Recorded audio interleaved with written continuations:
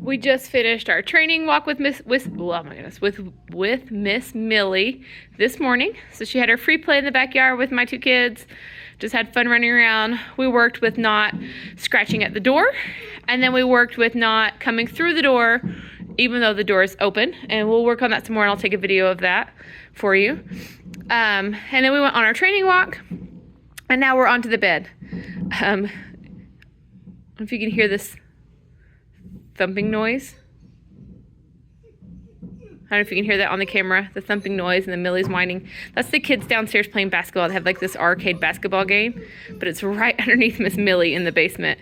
And so she can hear it, and she can hear them screaming and yelling of joy, terms of joy, screaming. So great.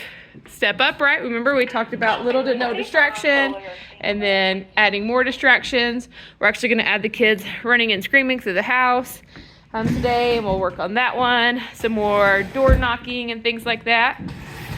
Y'all had a great question about if you need an elevated bed. Yes, elevated beds just help you and help the dog so much. They really help with having that defined space and helping it be more of a positive learning curve, because there's such a dramatic step into getting off the bed.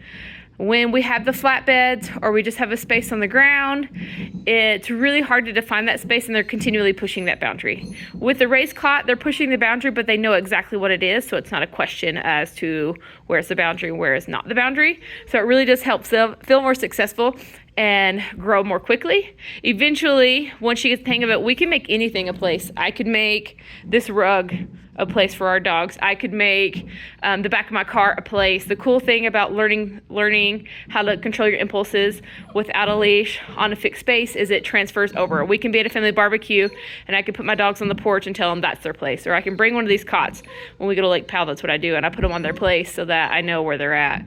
I can have, with our other dog, we should just have one lab.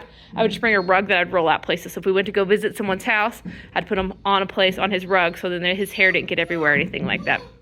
So this place, and for dogs who are reactive in the car, this place is awesome because, again, it's just learning a place. Dogs that can't handle a kennel or a crate, this is great because we're learning how to be calm, cool, and collected on a place, right? So this isn't, right now, this is what we're working on, but over time it can morph into so much more than what it is. It's just learning impulse control on a fixed space without having to use contact pressure, where we can use distance pressure. You hear she's very verbal today. I expect that it's only going to get worse for the next couple days, and then it will settle down. Usually on day 4 is when, day 4 we get our biggest push. Day 5 it all comes together. Sometimes they'll hit it on day 3. Going home, usually that push comes at about week 2, depending on how consistent you are, just again because things are a little bit slower as you are having a little bit of a learning curve.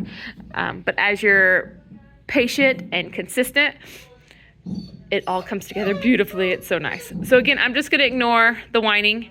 When she is quiet, because she's being really good on her bed, then I'm going to go give her love and affection. We just had breakfast and things in here. I need to clean up. So we'll probably only spend about 30 minutes on the bed this morning while I get everyone off to school. And then she'll go for a quick reflection. And then she'll go over for free play over at the facility at 9 o'clock. So she'll have free play, and then we'll do training walk, and then she gets a medium-sized bed practice, and then in the evening is when we do our really long 4 or 5 hours of bed practice. When she is eating, oh, that reminds me, I need to give her food. When she's eating or drinking, she can stand on the bed. It's just when she's not actively eating or drinking, right there, she put her bum down. That was beautiful.